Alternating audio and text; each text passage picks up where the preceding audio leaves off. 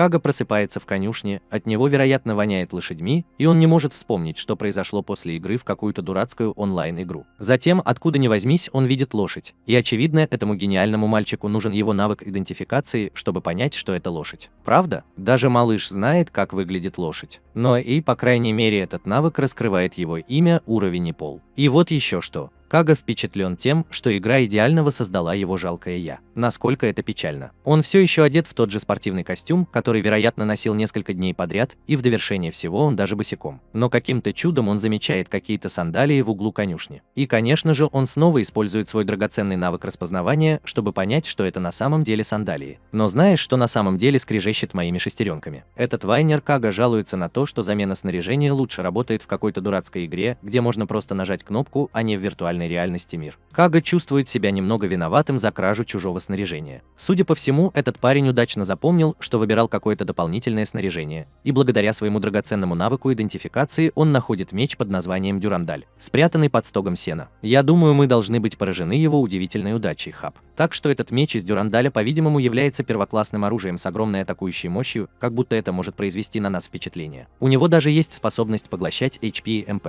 Потому что, очевидно, эта игра хочет держать тебя за руку и сделать все проще для тебя. И давай не будем забывать о таком захватывающем перерыве в произнесении заклинаний. Ой, смотри, Кага также нашла маленький необычный аксессуар под названием Кольцо решимости. Это увеличивает его атакующую мощь и делает его сильнее. Но о нет, бедный Кага понятия не имеет, как работает виртуальная реальность. Он просто бродит по этим так называемым диким землям, ожидая опасности и волнений. Но что же он получает? Разочарование. Потому что, конечно же, поросшие травой поля такие мирные и скучные. И вот теперь этот гений решает спрятаться за конюшней, потому что слышит, что поблизости кто-то есть. Мимо проходят два человека, житель деревни 5 уровня и фермер 15 уровня. Но подожди, вдалеке что-то происходит. Кага снова использует свой навык идентификации и делает вывод, что игра начинается с нападения бандитов. Вау, какая гениальная дедукция. Он сомневается, что с жителями деревни все будет в порядке, хотя они примерно того же уровня, что и нападавшие. Ох уж это напряжение. Выживут ли жители деревни? Предупреждаю о спойлере. Скорее всего, нет. И давай не будем забывать о бандитах. Самый высокий среди них вор 41 уровня по имени Хьюго. Он вооружен железным мечом, железными доспехами, кожаными сапогами и воровской спиндонной. И вот мы начинаем битву. Сюрприз, сюрприз, бандиты быстро одолели жителей деревни, как и предсказывал Кага. Но подожди. Кага видит возможность нанести маленький подлый удар в спину. Он сжимает свой дюрандаль, готовый сделать свой ход. Его сердце выпрыгивает из груди, вероятно от волнения, что он наконец-то сделал что-то хоть отдаленно интересное в этом жалком подобии игры. И что же будет дальше? Каге удается перерезать Хьюго шею насквозь, отчего кровь брызжет во все стороны. Но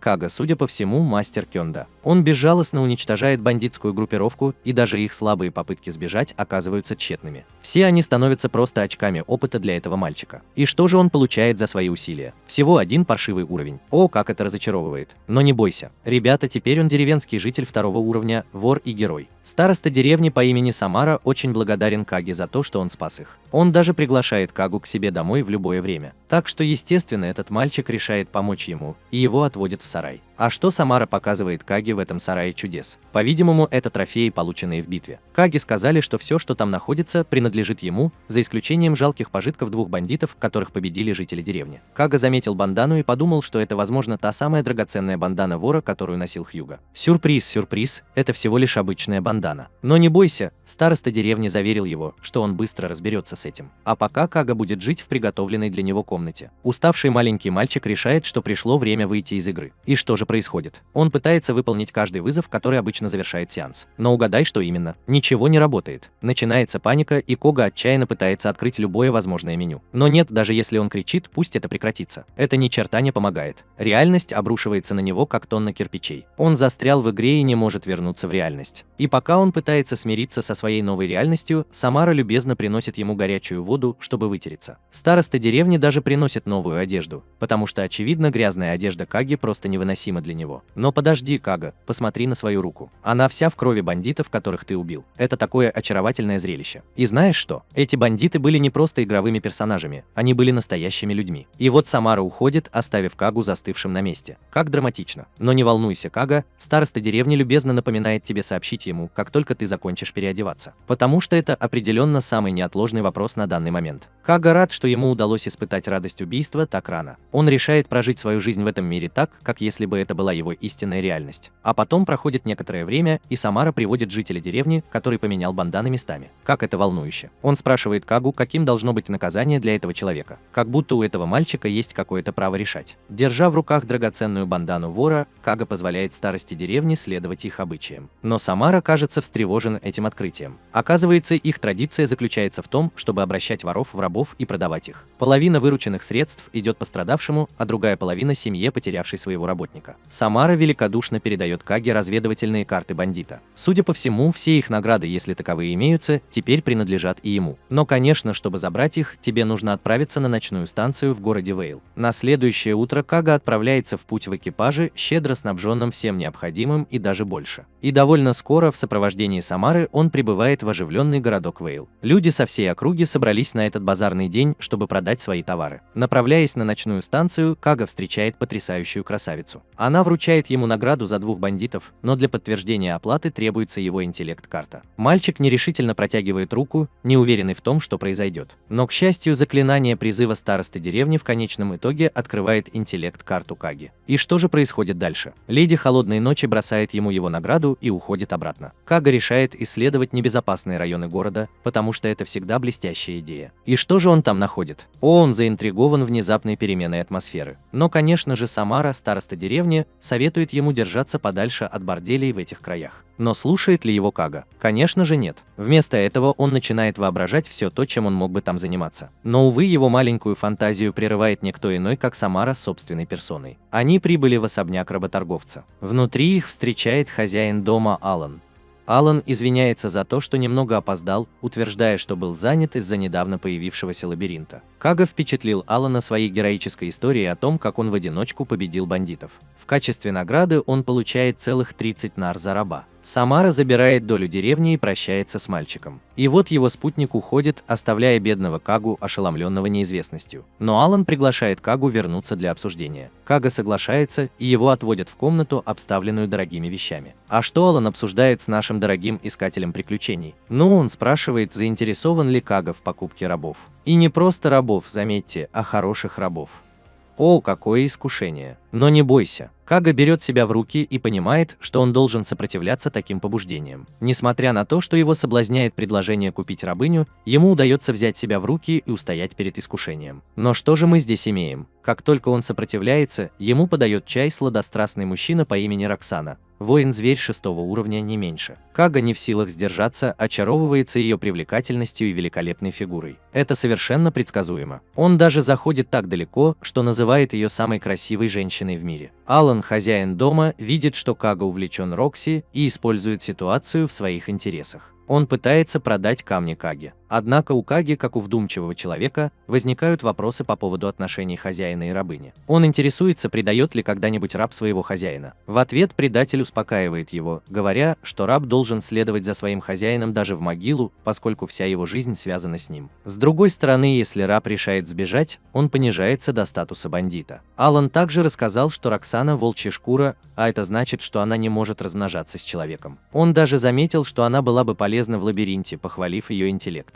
И как будто этого было недостаточно, Алан добавил, что Роксон соглашается танцевать по ночам. Наконец, завершая свою рекламную речь, Алан спрашивает Кагу, каким будет его следующий шаг. Мальчик, несмотря на свои первоначальные сомнения, в конечном итоге решает купить Роксану, так как считает, что она все равно скоро станет чьей-то другой. Изначально Алан, хозяин дома, назначил цену в 600 нар за Роксану. Однако вскоре он снизил ее до 422,8 нар. Несмотря на снижение цены, Когер понимает, что не может себе этого позволить, и его начинают выпроваживать. Но затем он снова обращает свой взор на Роксану. Внезапно передумав, Алан дает Каге 5 дней на сбор необходимых средств. Он также сообщает Роксане, что мальчик похож на нее. Когда Роксана здоровается с Кагой, он становится более решительным, чем когда-либо, чтобы собрать деньги на ее покупку. Кага не знает, откуда возьмутся деньги, но он клянется, что сделает Роксану за 5 дней. Кага потратил несколько дней на измельчение, и теперь ему нужно всего 70 нар, чтобы купить Роксану. Помня слова Алана, он подумывает о том, чтобы отправиться в лабиринт. В этом мире искатели приключений исследуют опасные места и убивают демонов, чтобы приобрести ценные предметы, которые затем могут продать с прибылью. Для тех, кто уверен в своих силах, лабиринты могут стать гарантированным источником дохода. Однако заработать большие суммы денег за короткий промежуток времени чрезвычайно сложно. Охота за наградами также не стоит такого риска, поскольку Кага сам станет мишенью. Поразмыслив над этим, мальчик приходит к выводу, что отправиться в лабиринт – это в конце концов его лучший вариант. Прежде чем отправиться в путь, он использует навык перезагрузка персонажа, чтобы временно спрятать свое мощное оружие Дюрандаль, чтобы предотвратить его кражу. Кага не хочет, чтобы кто-то забрал оружие, в которое он вложил 63 очка за 2 раза. После покупки ятагана с пустым слотом для навыков и некоторого защитного снаряжения, Кага наконец добирается до входа в лабиринт. Он переоборудует Дюрандаль, свое мощное оружие, и храбро направляется внутрь, на первый этаж лабиринта долины. Оказавшись внутри, Кага осматривает свои рабочие места и понимает, что теперь у него новая роль исследователя. Помимо того, что он сельский житель, вор и герой,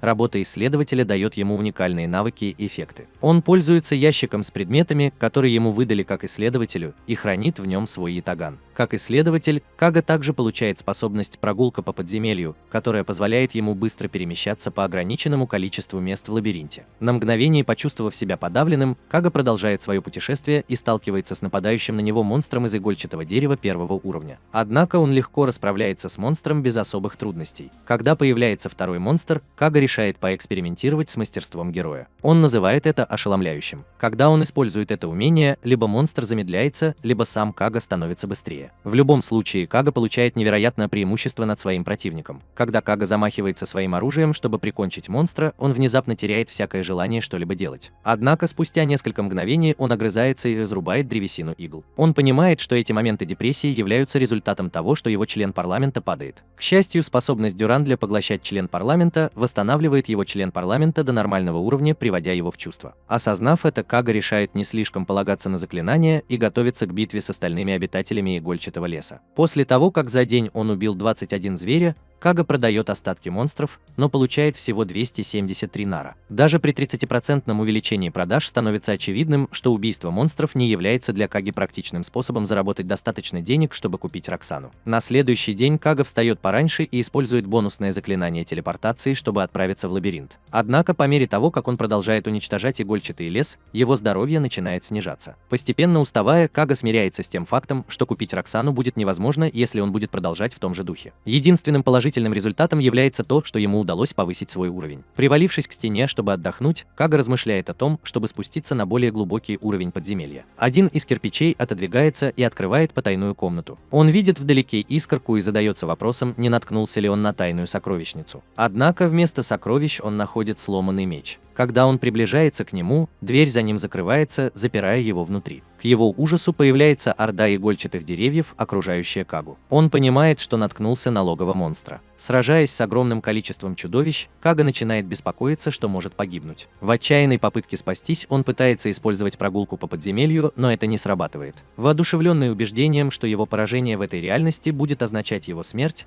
Кага бросается вперед как сумасшедший, сражаясь с ордой игольчатых лесов. Используя способности Дюранделла к поглощению МП и HP в сочетании с подавляющим умением, Каге удается выжить под натиском монстров. Выживший Уилд одерживает победу над монстрами, и Кага празднует свою победу. Затем он выходит из лабиринта, унося с собой боевые трофеи. Когда он приближается к западным воротам замка Вейла, он замечает большую суматоху вокруг мертвого бандита, у которого не хватает рук. Когл узнает, что эти бандиты, которые ранее были изгнаны из города и убиты в другом месте, вернулись, чтобы отомстить. Услышав, как люди говорят о щедрости, Кейджер понимает, что нет смысла рисковать своей жизнью в лабиринте, если он может столкнуться с опасностью в другом месте. Полной решимости добыть камни, несмотря ни на что, Кага решает стать охотником за головами. Решив стать охотником за головами, Кага проверяет настройки своей работы и понимает, что получил 3 новые профессии – воина, мечника и торговца. Несмотря на их сильные навыки и эффекты, Кага решает оставить исследователь, герой и вор 3 своими основными профессиями. Как он считает, этот состав будет наиболее эффективным для того, что ждет нас впереди. На следующий день Кага обходит город, используя навык идентификация, чтобы найти бандитов, но у него ничего не получается. До покупки Роксаны осталось всего 3 дня, и до него доходят слухи о том, что бандитов убирают одного за другим. Этих бандитов ранее изгнали из трущоб на север. Желая посмотреть, остались ли там какие-нибудь остатки бандитов, Кага направляется в том направлении. В трущобах, куда ранее были изгнаны бандиты, условия жизни очень плохие. Мальчик по имени Кага считает, что одна только вонь вызывает отвращение. Понимая, что бандиты не стали бы разгуливать по округе средь бела дня, Кага решает вернуться обратно и вернуться ночью. Он достиг такого прогресса, что даже многократное использование телепортов больше не вызывает у него депрессии. С наступлением ночи Кага покидает ресторан, где он остановился, и отправляется в город. Бродя по окрестностям, он случайно натыкается на квартал красных фонарей во всей его красе. Несмотря на окружающие его соблазны, Кага делает все возможное, чтобы избежать их, и в процессе ему удается обнаружить бандита. Кага следует за бандитом, которого он заметил, обратно в трущобы и обнаруживает группу бандитов, охраняющих одноэтажный дом. Один из бандитов упоминает Хьюга, лидера бандитской группировки, которую Кага ранее разгромил. Желая собрать больше информации, прежде чем предпринимать какие-либо действия, Кага решает вернуться. На следующую ночь Кага следит за передвижением бандитов и замечает, что разные группы избегают взаимодействия друг с другом необычным образом. Он видит в этом возможность и возвращается в ресторан, чтобы выработать стратегию. Владелец ресторана сообщает ему, что различные бандитские группировки ведут борьбу за власть, в результате чего они убивают друг друга. Когда Кага ложится спать, он задается вопросом, не проще ли было бы поговорить с бандитами вместо того, чтобы напрямую вмешиваться в их дела. Однако из-за мыслей о Роксане он слишком нервничает, чтобы как следует выспаться. Поэтому он решает начать свою миссию пораньше. Остался всего один день до того, как Кага сможет купить девушку, которую он желает. Он держит в руке бандану вора и пытается продать ее бандиту, охраняющему дом. Штаб-квартира в обмен на информацию о Хьюга. Поскольку босс бандита в данный момент спит, он приглашает Кагу в свою комнату. Однако, как только они входят в закрытое помещение, бандит неожиданно нападает на Кагу и крадет его ятаган. Бандит угрожает убить Кагу, который теперь безоружен, но в итоге погибает сам. Кага берет руку бандита в качестве доказательства получения награды и молча ходит вокруг, убивая спящих бандитов, чтобы получить их награды. В конце концов раздается шум, и несколько бандитов начинают шевелиться. После того, как ему не удалось заполучить левую руку девушки, которую он убил, Кага телепортируется прочь и решает отступить в лабиринт, больше не желая рисковать на данный момент. Убивая монстров, он восстанавливает свой МП до максимума, а затем отправляется в лес, чтобы осмотреть 3 руки, которые он принес с собой. Когда Кага смотрит на свои руки, он осознает всю серьезность того, что он только что сделал. Однако он убеждает себя, что поскольку бандиты – это преступники, которые причиняют вред людям, другого выхода не было. Кага понимает, что бандиты не станут поднимать шум из-за убийства своих лидеров, поскольку это только спровоцирует нападение со стороны других бандитских группировок в момент их слабости. После этого Кага размышляет, как он может показаться рыцарем, ничего не подозревающим, когда получит вознаграждение, учитывая, что он недавно обналичил одну из них. Измученный своими мыслями, Кага решает, что он сделал все, что мог, и отправляется спать. Наконец-то настал долгожданный день. Кага направляется на ночной вокзал и встречает человека, который присутствовал при том, как он впервые обналичил награду. Кага вручает ему разведывательные карты бандитов и проверяет свои собственные. Он успешно получает награды и радуется, потому что у него наконец-то достаточно денег, чтобы купить Роксану. По прибытии в особняк Алана Кага вручает ему деньги. Вскоре перед ним появляется Роксана, по какой-то причине извиняющаяся. Это беспокоит Кагу, так как он подозревает, что либо девушка работает на работорговца, либо она не хочет идти с ним. К счастью, Роксана извинялась за то, что сомневалась в том, что Кага придет за ней, хотя все остальное время она верила в него. Кага совершенно потрясен ее вежливостью и преданностью и убеждает ее не волноваться. Наконец-то контракт подписан, и Кага официально становится владельцем Роксаны. После покупки Роксаны Кага переезжает в новую комнату с двуспальной кроватью. Увидев волчьи уши Роксаны, Кага заинтересовался и спросил, можно ли ему их потрогать. Однако, заметив нервозность Роксаны, он быстро взял себя в руки. Кага упомянул, что он родом из далекой страны и не знаком с нормами этого мира. Он нежно улыбнулся и спросил Роксану, может ли она рассказать ему об этих нормах. Когда Кага сообщает Роксане, что она будет сопровождать его на поле боя, она становится заметно увереннее в себе. Позже, когда Роксана распаковывает свои вещи, Кага замечает, что она босиком. Кага дарит Роксане сандалии, которые он украл из конюшни, и обещает, что всегда будет беречь их как свой первый подарок. Затем хозяин и рабыня вместе отправляются за покупками. В конце концов, во время похода по магазинам они покупают комплект защитного снаряжения. Оливковое масло, столовые приборы, рюкзаки, носки, полотенца, фрукты, плащи и кое-что из нижнего белья. Проведя вместе незабываемый день, Кага и Роксон возвращаются в гостиницу. Роксон все еще чувствует себя неуютно, деля постель с Кагой как с простой рабыней, поэтому она решает сесть на пол. Однако Кага прижимает ее к себе, настаивая на том, что нет никаких проблем с тем, чтобы она спала на полу. Роксана рассказывает, что это норма для хозяев и рабов в этом мире, но Кага считает эту традицию холодной и бессердечной. В возбужденном состоянии он объявляет, что она будет спать с ним на кровати. Роксина краснеет, но принимает ласку своего хозяина. Кага прижимает ее к себе, а затем Роксина встает, чтобы поддержать оружие. Оказывается, что Роксина также тщательно следит за сохранностью предметов, как и за их выбором. Она хочет использовать свою старую одежду в качестве тряпок для хранения оружия и предлагает Каге пойти поесть, пока она это делает. Однако Кага настаивает на том, чтобы они пошли куда-нибудь поесть вместе. Когда Роксана слышит это, она начинает раздеваться. Кага старается быть тактичным и отводит взгляд, хотя не может удержаться, чтобы не бросить несколько взглядов украдкой на Роксану. Он замечает, что у нее есть хвост, и клянется, что когда-нибудь потрогает его. Роксана продолжает ухаживать за ней, используя оливковое масло, которое они принесли ранее. В конце концов, им пора принять ванну. С колотящимся сердцем Кага просит Роксану потереть ему спину. После того, как она это сделает, Кага говорит Роксане, что теперь ее очередь. После того, как они помоют друг другу головы, ночь наполнится страстью. На следующее утро Кага просыпается рядом с девушкой. Как только он проснется, укачивай его и целуй. Похоже, что Кага велела ей делать это каждый вечер перед сном и каждое утро после пробуждения, и он чувствует себя счастливым, потому что удача наконец-то изменила ему в этой жизни. Несмотря на то, что Кага не хочет вставать с кровати, он начинает двигаться и объявляет, что пора отправляться в лабиринт. Пока Кага готовит свое снаряжение, он спрашивает Роксану о добавлении навыков к снаряжению. Роксана объясняет, что это можно сделать с помощью кристаллов умений, которые накапливают навыки монстров. Эти редкие предметы могут быть объединены с экипировкой кузнеца. Однако Кага задается вопросом, нужно ли ему будет получить профессию кузнеца,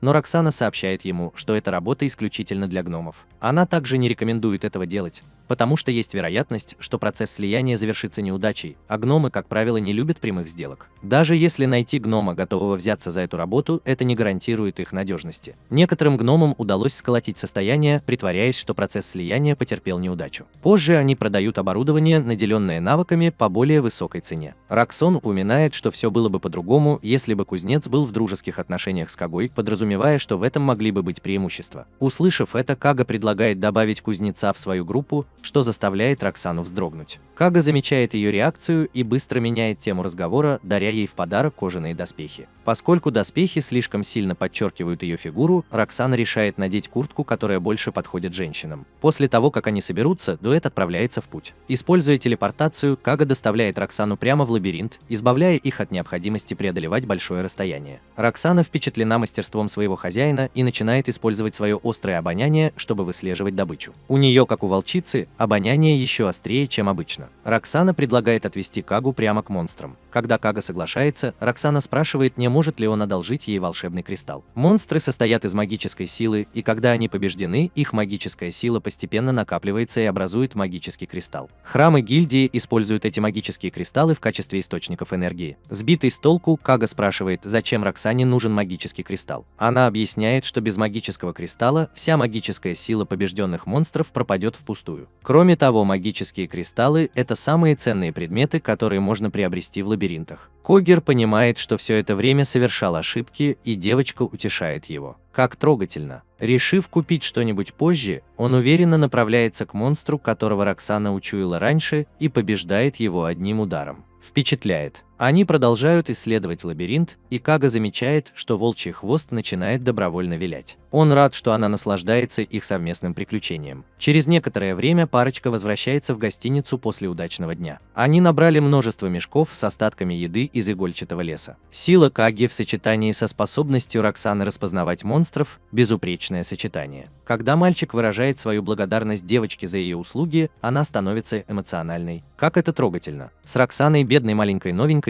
на ее последней вечеринке обошлись как с посмешищем. На самом деле в этом нет ничего удивительного, потому что кто бы воспринял ее всерьез? Они, вероятно, просто хотели, чтобы она не путалась под ногами, наблюдая за битвами как сторонний наблюдатель или подкрадываясь незаметно, нападая сзади. Но чудо, появляется Кага и решает относиться к ней по-другому. Как благородно с его стороны. И он даже приглашает ее сесть рядом с ним на кровать, как будто это какая-то особая привилегия. И уверен, что это заставило ее почувствовать себя такой важной персоной. А потом, как будто ничего более странного быть не может, он спрашивает, можно ли ему потрогать ее уши. Ну и чудак же он. И, конечно же, ему нужно знать, есть ли поблизости какая-нибудь еда из его драгоценного маленького мира. потому что, по-видимому, он не может без нее выжить. Это так трогательно. И в довершение всего он упоминает о желании добавить в группу еще больше членов, чтобы сделать их сильнее. Как заботливо с его стороны включить Роксану в свой грандиозный план. Роксана, всегда сговорчивая девочка, не испытывает никаких проблем, когда мальчик приходит к выводу, что она согласна завести для него гарем. Как великодушно с ее стороны позволить ему тешить себя подобными фантазиями. И что же тогда делает наша дорогая Кага? Он пошел и купил не один, а целых 2 кристалла черной магии. Я думаю, ему нужна любая помощь, которую он может получить, чтобы компенсировать недостаток навыков или таланта. Эти кристаллы, очевидно, меняют цвет после убийства определенного количества монстров.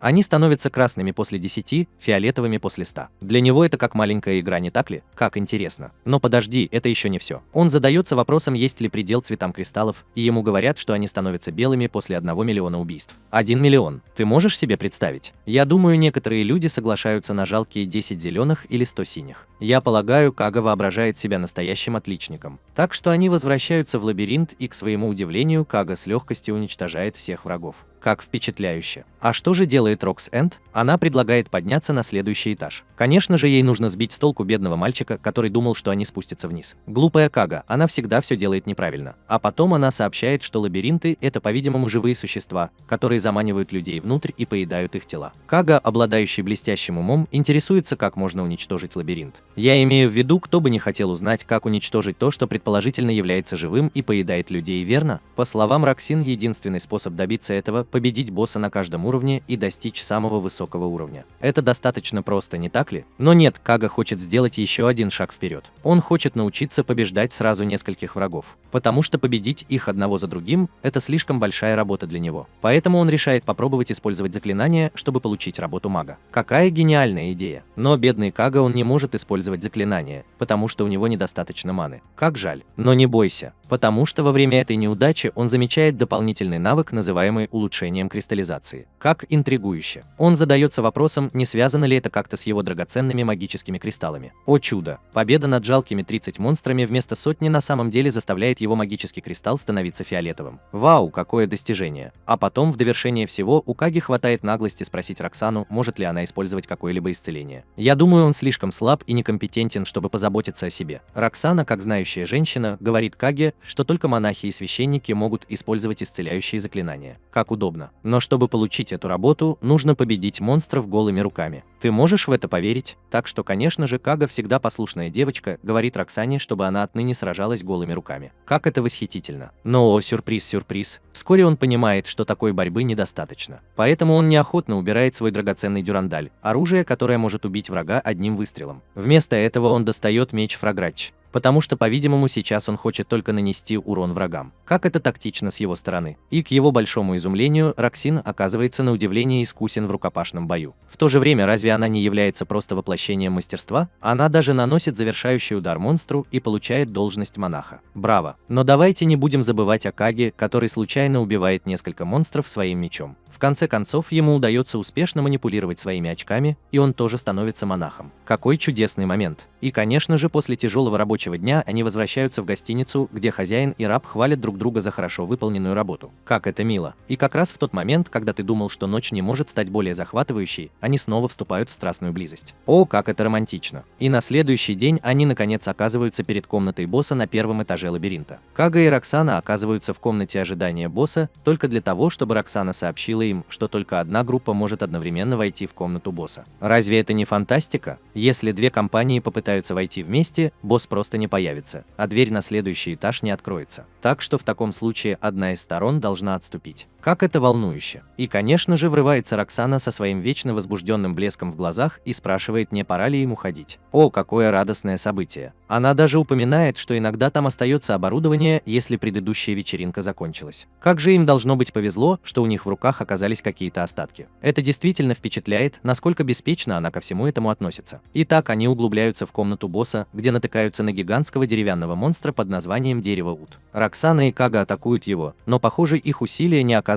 существенного воздействия на чудовище. Даже предположительно могущественному Дюрандалю не удается прикончить его одним ударом. Какое разочарование. Но давай не будем терять надежду, не так ли? В конце концов, Удвуд всего лишь босс первого этажа. Так что благодаря постоянной помощи Рокси нескольким точным ударом Каге наконец удается разрубить монстра на части. Я полагаю, я рад за них. После этого Кага, будучи наблюдательной, замечает, что Рокси, похоже, не осознает, насколько впечатляющими были ее движения во время битвы. Как же она забывчива. Тем временем Рокси решает поднять лист с земли. Потому что именно это вы делаете после победы над боссом, верно? А что делает Кага? Он открывает настройки ее задания, потому что это совершенно нормальное поведение. И что же он там находит? Он замечает навык под названием «Атака зверя» и видит, что у нее теперь есть новая работа под названием «Травник». Как это увлекательно. Очевидно, люди, занимающиеся этой работой, используют специальные листья для приготовления лекарств. В то время как атака зверей – это навык, который эти славные воины-звери используют для нанесения огромного урона монстрам. Оказалось, что Роксен не может использовать навык атаки зверей. Какой позор. Видишь ли, для использования навыков обычно требуется произнести соответствующее заклинание с идеальным произношением, акцентом и незначительными нюансами. И несмотря на то, что Роксана знает само заклинание, она просто не в состоянии им воспользоваться. Какое разочарование. С другой стороны, все заклинания Каги либо сокращены, либо урезаны, что делает весь этот навык совершенно непонятным для него. Я полагаю, это очень удобно для него. Так или иначе, парочка решает пройти через портал перед ними и оказывается на втором этаже лабиринта долины. Сюрприз, сюрприз, этот этаж выглядит точно так же, как и первый. Как это волнующе. Кага размышляет, смогут ли они вернуться и сразиться с первым боссом, но Роксин показывает, что это всегда возможно. Итак, гениальный мальчик решает вернуться и забрать лист, который дал Роксин ее драгоценную работу травника. Какой гениальный план. Но, конечно же, возвращение через портал выведет Кагу из лабиринта. Кага в своей безграничной мудрости теперь понимает, что попасть прямо в комнату босса, как он изначально думал, невозможно. Как это поучительно. Но он беспокоится, что Роксана может потерять уважение к нему как к своему хозяину, если узнает, что он не знал об этом раньше.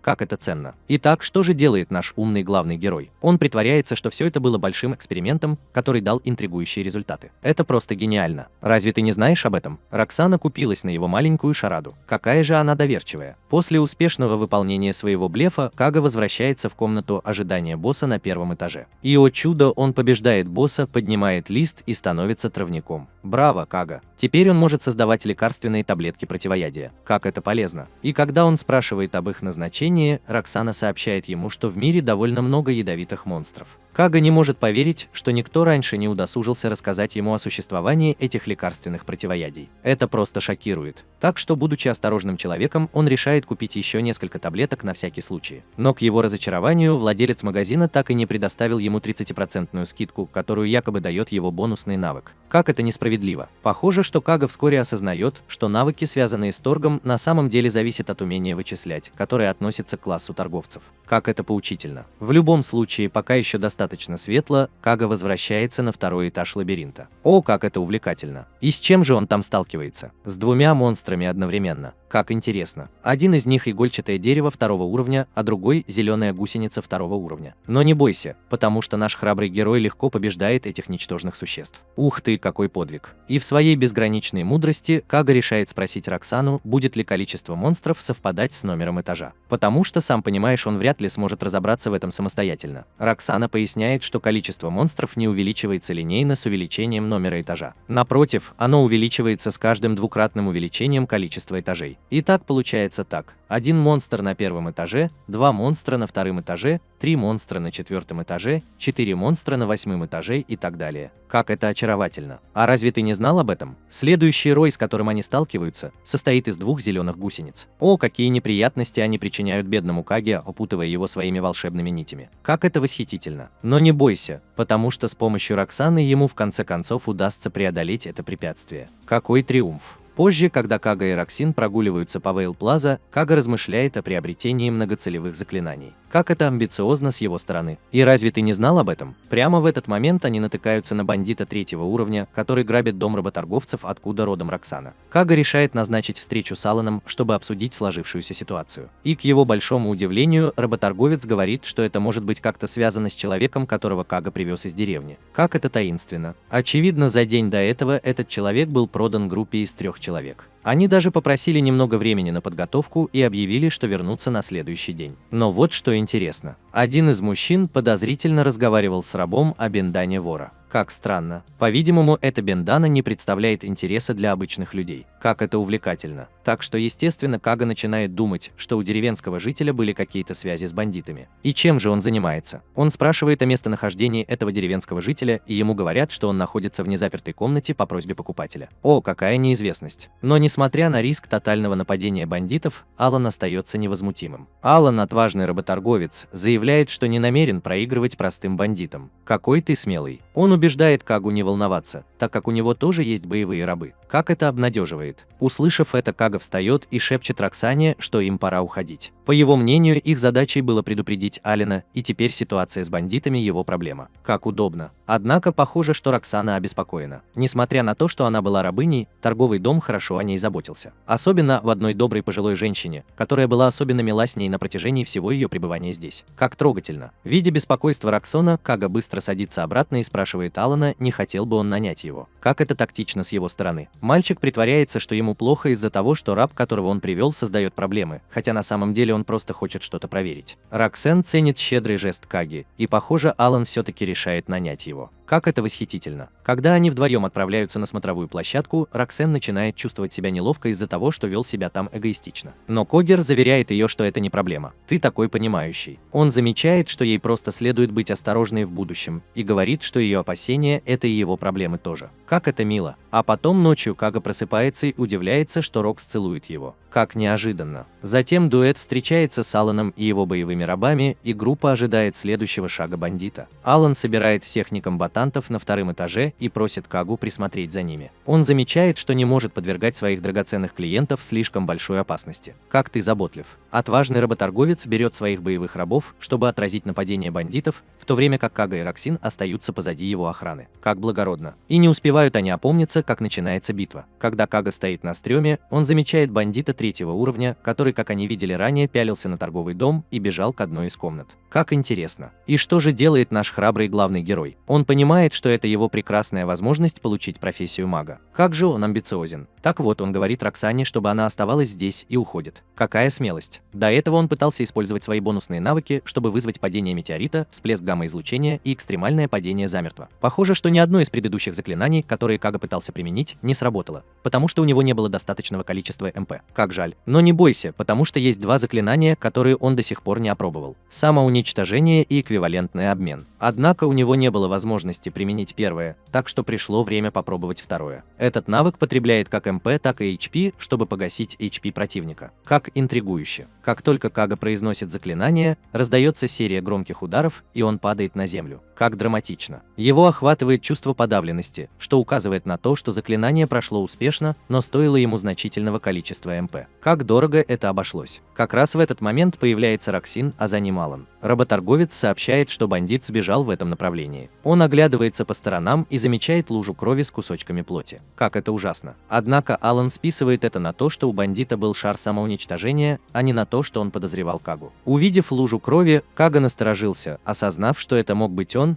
если бы у него закончился первый запас здоровья. Как же это пугает. После этого он получает награду от Алана и отправляется в лабиринт, чтобы вернуть свой потерянный МП. Но все это время Роксин беспокоится о его состоянии. Какой заботливый. Довольно скоро Кага полностью восстановится, используя поглощение МП дюрандалем, и откроет настройки своей работы. Как здорово. И что же он делает? Он настаивает на использовании эквивалентного обмена, и его настойчивость окупается, когда он получает работу мага. Это впечатляет. Когда он видит, что заклинания начального уровня для огня, воды, воздуха и земли разблокированы. Он поворачивается к Роксане и спрашивает ее, какие заклинания обычно используют маги. Как любопытно. И что же раскрывает знающий волкокожий? Она говорит ему, что маги обычно используют заклинания трех типов. Те, которые наносят урон всем целям, те, которые создают стены, и те, которые уничтожают огненных червей. Шокировав Роксану своей недавно приобретенной силой, Кага начинает тестирование различных типов огненных заклинаний на первом этаже, а затем переходит на второй этаж. Как захватывающе. С помощью экспериментов ему удается разобраться в формах различных стихийных заклинаний. Как впечатляюще. Заклинание «Шар» позволяет атаковать только одну цель. Заклинание «Стена» создает защитный барьер. А заклинание «Буря» — это многоцелевая атака. Как это интригующе. И в сочетании с каждым типом стихии — огнем, водой, ветром и песком — они создают свою собственную магию. Как это волшебно. Теперь, когда он наконец получил класс мага, Кага хочет в первую очередь использовать магию в бою, чтобы защитить Роксину, а не полагаться на дюрандаль. Как благородно. Для достижения этой цели он планирует накапливать опыт, чтобы они могли повысить свой уровень и снизить риск того, что что-то пойдет не так. Какой стратегический подход. Однако переход к использованию магии оказывается неудобным для Каги на первом этапе, так как его заклинания еще недостаточно сильны. Какое разочарование. Он говорит об этом Роксане, которая сообщает ему, что маг обычно носит с собой посох. Как это информативно. Кагер замечает, что до следующего базарного дня пройдет некоторое время, но у Роксаны есть решение. Она рассказывает ему о постоянно действующем магазине в Куратере, который обслуживает путешественников, и там также есть большой лабиринт. Как удобно. Заинтригованный этой информацией, Кага решает, что возможно стоит проверить, и добавляет ее в свой список покупок. Как же это авантюрно. Довольно скоро дуэт прибывает в комнату босса на втором этаже лабиринта долины. И что же они там находят? Это гигантский жук. Какой отталкивающий вид. Несмотря на свое отвращение, Кага с легкостью уничтожает босса с помощью Роксаны. Дуэль продолжает свое приключение и поднимается на третий этаж лабиринта. И на что же они натыкаются? Булыжник третьего уровня, мини-гоблин с ножом, известный своими навыками боя на близком расстоянии. Как это увлекательно. Воспользовавшись этим знанием, Кага быстро использует свой огненный шар, чтобы одним выстрелом поразить маленькое существо. Как впечатляюще. Убив кучу кобольдов, Кага решает вернуться, так как он уже достиг 20 уровня. Как эффективно. Он продает дневную добычу и натыкается на даму, продающую мгновенную поездку в имперский город в один конец. По словам Роксаны, это довольно близко от Крадера. Обрадованный такой возможностью, Кага решает отправиться в путешествие и сообщает Роксане о своем плане. Однако, поскольку стоимость поездки рассчитана на одного человека, Роксана охотно остается в городе. Поскольку Кага может телепортироваться в Вейл и обратно в любое время, как только он доберется до Крайдера, он решает отправиться в путь один. Какой храбрый. По прибытии в имперский город он приходит в восторг от огромного размера гильдии искателей приключений, которая намного больше, чем Вейл. Это впечатляет. Он быстро берет себя в руки и не теряет времени даром. Кага спрашивает женщину, которая привела его сюда, может ли она пойти в Крайдер, и ему везет. Как же ему повезло. Добравшись до Крайдера, он замечает, что гильдия искателей приключений там намного меньше по сравнению с предыдущими городами. Как интересно. Затем Кага использует телепорт, чтобы вернуться к Роксане, которая тепло приветствует его возвращение. Как трогательно. В этот момент мальчик сильно израсходовал свой МП и падает в объятия Роксаны. Так как Кага очень устал, они вдвоем решают вернуться в гостиницу на целый день. Как это разумно. По мере того, как ночь сменяется их обычной близостью,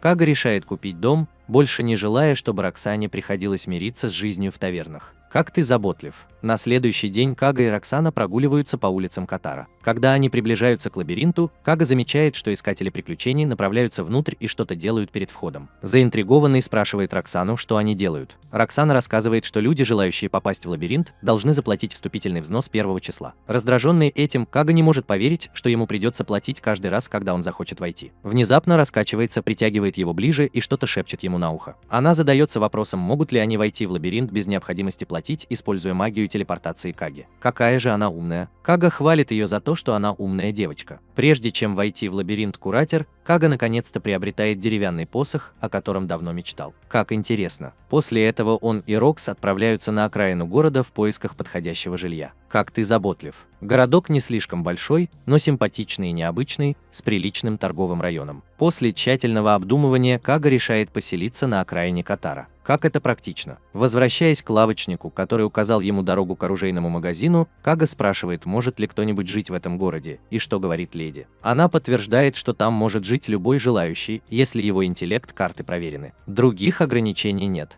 В Куратере считается табу копаться в чьем-либо прошлом, так как люди из разных слоев общества становятся исследователями. Как это интригующе. Под умелым руководством владельца магазина Кага и Роксана смогли найти и обезопасить просторный дом в непосредственной близости от лабиринта, как удобно. Хотя они сталкиваются с некоторыми странностями, такими как заброшенный сад и несанкционированная каменная комната, оставленная предыдущим арендатором. Каге удается договорить о льготной арендной плате, спасибо Роксане. Однако он втайне знает, что скидка на самом деле обусловлена его 30% скидкой на мастерство. Какой ты умный. После того, как они поселились в своем новом доме, парочка отправляется в лабиринт долины. Кага вооружается своим недавно приобретенным посохом и сталкивается лицом к лицу с зеленой гусеницей третьего уровня. На втором этаже лабиринта. Низкоуровневой версии того же существа потребовалось 4 выстрела, чтобы его прикончить. Однако при использовании деревянного посоха для более высокоуровневой версии требуется всего 4 выстрела, чтобы прикончить это существо. Как впечатляюще. Завершив свой тест, Кага возвращается в Вуаль на последнюю ночь, испытывая ностальгию по всем воспоминаниям, которые он там оставил. Какой же он сентиментальный. Когда Роксана приезжает, чтобы сопровождать его, они вдвоем воссоздают ту самую первую ночь, которую они провели вместе, полную страсти, близости и тепла. Как романтично. Их последний физический опыт в гостинице не мог быть лучше. Утром Роксана сидит рядом с Кагой и вспоминает, как он заботился о ней в первый раз. С улыбкой на лице она заверяет своего хозяина, что в будущем он будет заботиться о ней еще много раз. Чувствуя себя ошеломленным словами Роксаны, Кейджер понимает, что она помогла ему вырасти как личности. Как трогательно! Попрощавшись с хозяином гостиницы, Кага и Роксон прибывают в свой новый дом. Пока Роксон занимается обустройством их жилища, Кага отправляется исследовать лабиринт в Куратере. Оглядевшись по сторонам, он обнаруживает, что рыцари в Куратере занимаются исключительно бизнесом и даже продают карты лабиринтов. Как удобно! Кага платит вступительный взнос и входит в лабиринт в первый раз. Несмотря на схожесть структуры с лабиринтом Вуали, лабиринт Куратер гораздо более многолюден и отличается от него во многих отношениях. Найдя место, где поблизости нет никаких вечеринок, Кага устанавливает свой телепорт и направляется обратно в свой дом, гарантируя, что плата за вход в лабиринт не потребуется. Будущее. Какой ты умный. Когда Кага возвращается домой, Роксин тепло приветствует его с возвращением хозяин. Как это трогательно. Я рад слышать ее слова. Кага приходит в восторг и начинает ласкать Роксин, но их интимный момент прерывается громким стуком. Однако нет худа без добра, это доставка мебели, которую они заказали. Как удобно. Когда его спрашивают, хочет ли он, чтобы вещи доставили в его комнату, Кага отказывается, не желая, чтобы незнакомый человек заходил к нему в дом. Он хочет избежать возможных неприятностей на случай, если кто-то кроме него сможет воспользоваться телепортом. Тем не менее, теперь, когда мебель наконец доставлена и их дом обретает форму, Кага и Роксана с радостью проводят вместе ночь своего вступления в должность в своем новом жилище. В очередной раз просыпаясь от поцелуев Роксаны, Кага радуется новому утру. Как романтично. Некоторое время спустя они вдвоем пробираются в лабиринт каратистов. К удивлению Такаги, несмотря на то, что лабиринт переполнен, ни одному человеку еще не удавалось пройти его целиком. Как же это сложно. Самый высокий этаж, достигнутый на данный момент, 91-й, что несколько обескураживает Кагу, поскольку им предстоит пройти еще долгий путь. Тем не менее, дуэту удается попасть в комнату босса на первом этаже, несмотря на длинную очередь исследователей, ожидающих своей очереди. Как впечатляюще. Внезапно появляется босс-воин в доспехах. Несмотря на свою несколько устрашающую ауру, воин в доспехах оказывается до смешного слабым, и его легко победить. Как же это удивительно! Когда они поднимаются на второй этаж, Роксана сообщает Каге, что здешние монстры тоже слабые булыжники. Чувствуя разочарование, Кага решает вернуться на целый день, думая, что это не стоит их времени. Однако, чтобы развеять его уныние, они приступают к проекту по восстановлению заброшенного сада и идут к продавщице, чтобы купить семена трав. Купив необходимые инструменты и семена, этот дуэт усердно работает вместе и полностью превращает уродливый двор в чудесный огород. Как впечатляюще! После этого Кага осматривается в поисках ванны для стирки белья, согласно просьбам Роксаны. Пока Кага искала ванну для стирки белья, на нее снизошло озарение. Он понял, что очень большую ванну можно превратить в баню внутри каменной камеры, и он планирует поделиться этой идеей с Роксаной. Как это продуманно. Фага ухватился за эту идею и купил ванну за 2000 нар. Как удобно. Некоторое время спустя они вдвоем продолжают исследовать лабиринт и подниматься по его этажам. Занимаясь своей жизнью, они находят идеальный баланс между исследованиями, общением и развлечениями. Как это восхитительно. Однако с течением времени трудности в лабиринте возрастают, и они сталкиваются со все более грозными боссами-монстрами. Столкнувшись с этими врагами, Кейджер понимает, что перестал бояться монстров в этом мире не потому, что привык к ним, а по какой-то другой причине. Кажется, Кейджер понимает, что перестал бояться монстров в этом мире из-за Роксаны.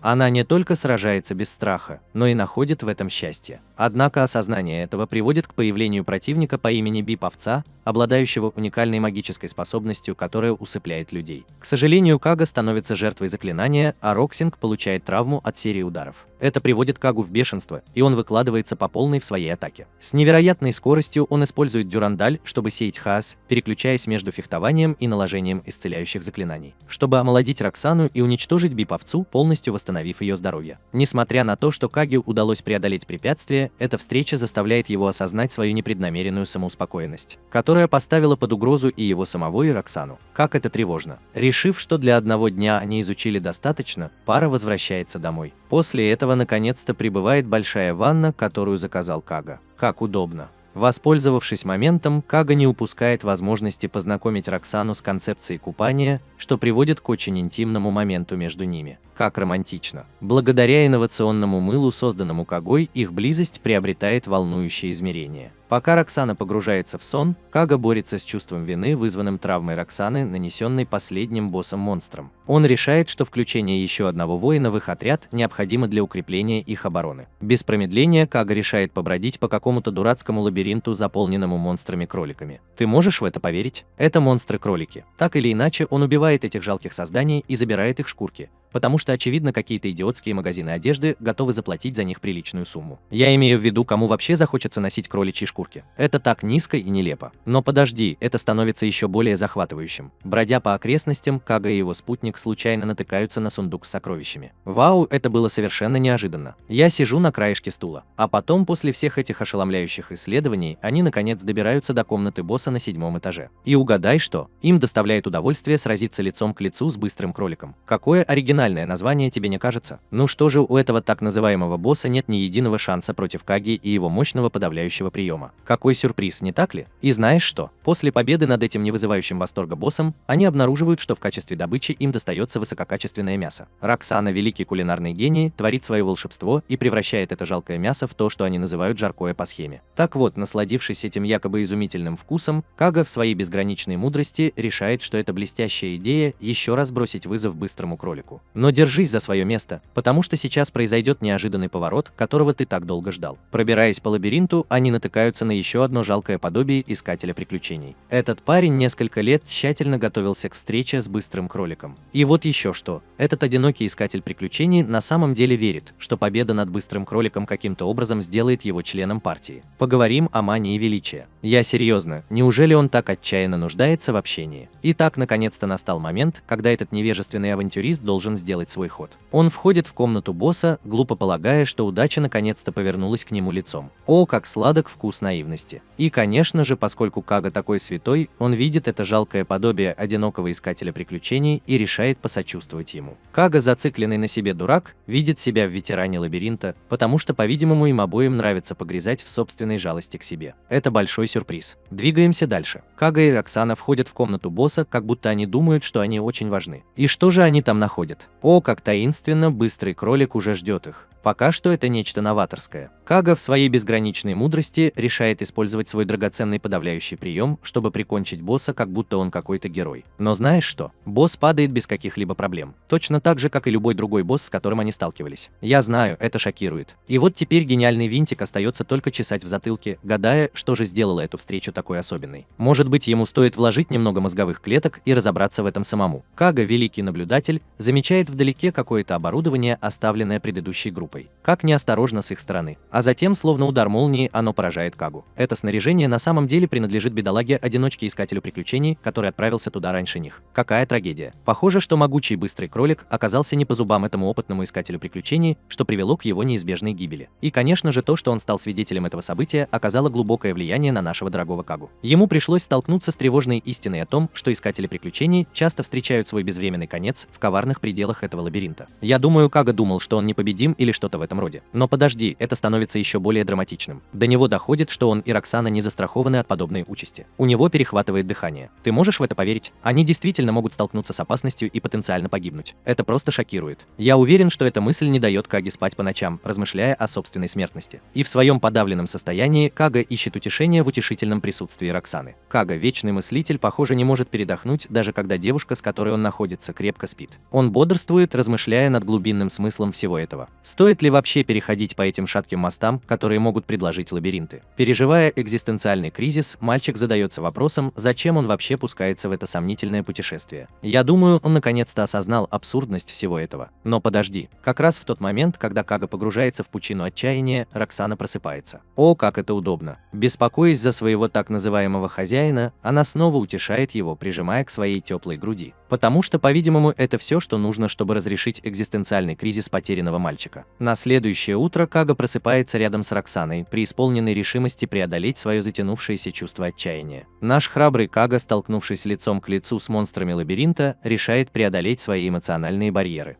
В своем стремлении к этой высокой цели он клянется стать сильнее. А потом этот динамичный дуэт продает ценные кроличьи шкурки, которые они собрали. И что же наш влюбленный герой делает с вырученными деньгами? Он решает купить две изысканные шелковые кофточки для Роксаны. А разве ты не знал об этом? Она ценит этот жест и обещает надеть одну из таких кофточек для Каги вечером. Некоторое время спустя наша храбрая Кага решает сразиться не с одним, не с двумя, а с тремя монстрами 7-го уровня на 7-м этаже. Но что же это такое? Его мысли отвлекаются на Роксану в той шелковой кофточке, которую он ей купил. Как все предсказуемо. И, конечно же, из-за этого отвлечения встреча принимает опасный оборот для нашего замечательного мальчика. И тут появляется могучий пузан, похожий на быка-монстр, который бросается на Кагу и ранит его драгоценный мизинец. Какая трагедия. Но не бойся, ведь магические способности нашего героя позволяют ему быстро восстанавливаться. И как раз в тот момент, когда ты думал, что дальше уже ничего интересного быть не может, Кага и Роксин разделяют интимный момент во время купания. Какой скандал. И что же ты знаешь? Мальчик пользуется этой возможностью, чтобы познакомить девочку с понятием орального удовольствия. И в довершение всего Роксин надевает по ночам шелковую кофточку. Кага, мастер наблюдения, видит красоту Роксаны в этой шелковой кофточке и радуется, что купил ее. Я уверен, что их выбор одежды имеет первостепенное значение в их опасном путешествии. Но подожди, следующий день принесет долгожданный прорыв для нашего динамичного дуэта. Наконец-то их усилия окупились. Им пришлось немного повоевать с группой чудовищ. Но вот, о чудо, монстр роняет желанный камень умений в качестве добычи. Очевидно, именно этот камень пользуется большим спросом у могущественных гномов-кузнецов.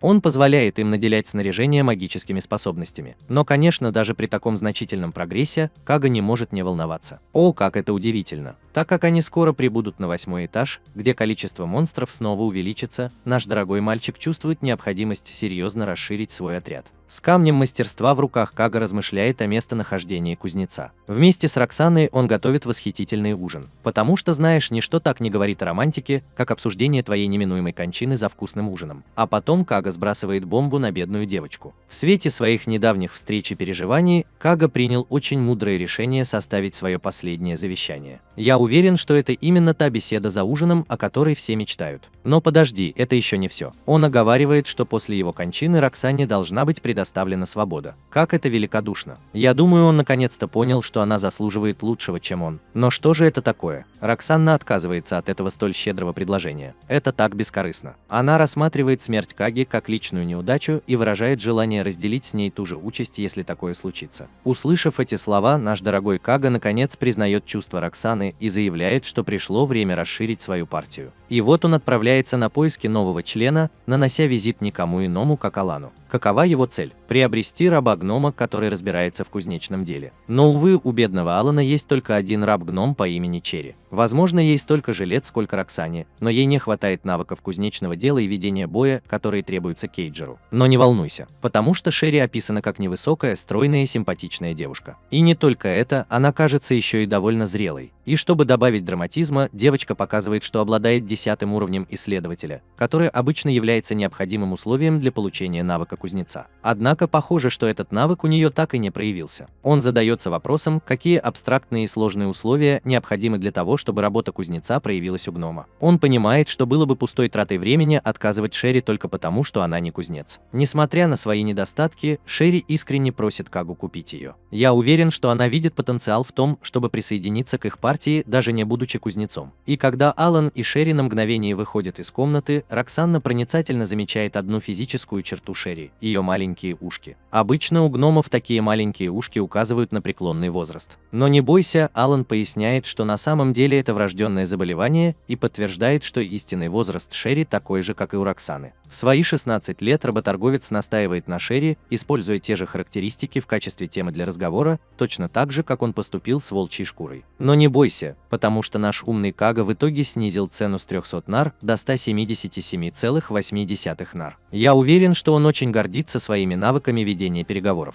С одобрения Роксина мальчик наконец-то приобретает Шерри. Однако он по-прежнему не уверен в ее затуманенной реакции на раскол 2 числа. Это ревность или что-то совсем другое? После заключения сделки Роксана представляется Шерри как рабыня номер 1. И вот вместе с недавно приобретенным гномом Кага присоединяет ее к своей компании и разрабатывает план, согласно которому Шерри будет участвовать в экспериментах с навыками. Они сопровождают Кагу, когда они передвигаются по городу. Во время их экскурсии Шерри выражает удивление магическими способностями Каги, особенно его заклинанием телепортации. По прибытии прибытии в дом Каги Роксана сообщает Шерри, что она может сесть и поужинать вместе с ним. Когда они садятся, Шерри упоминает о многочисленных работах Каги. Любопытствуя, Кага спрашивает, знает ли Шерри кого-нибудь еще с несколькими работами, на что она отвечает, что это только из мифов о Каге. Боги. Но подожди, это еще не все. Мальчик рассказывает, что он стремится раскрыть скрытые способности Шерри к кузнечному делу. И чтобы начать это путешествие, Кага вооружает Шерри молотком или кувалдой в качестве оружия, подходящего для будущего кузнеца. Шерри находит справедливое отношение Каги к рабам удивительным, когда с ней разговаривают с такой добротой. Похоже, что обращение с рабами как с равными, а не просто как с собственностью, не является нормой в их мире, но несмотря ни на что, это долгожданное изменение. Шерри выбирает деревянную дубинку в качестве своего оружия,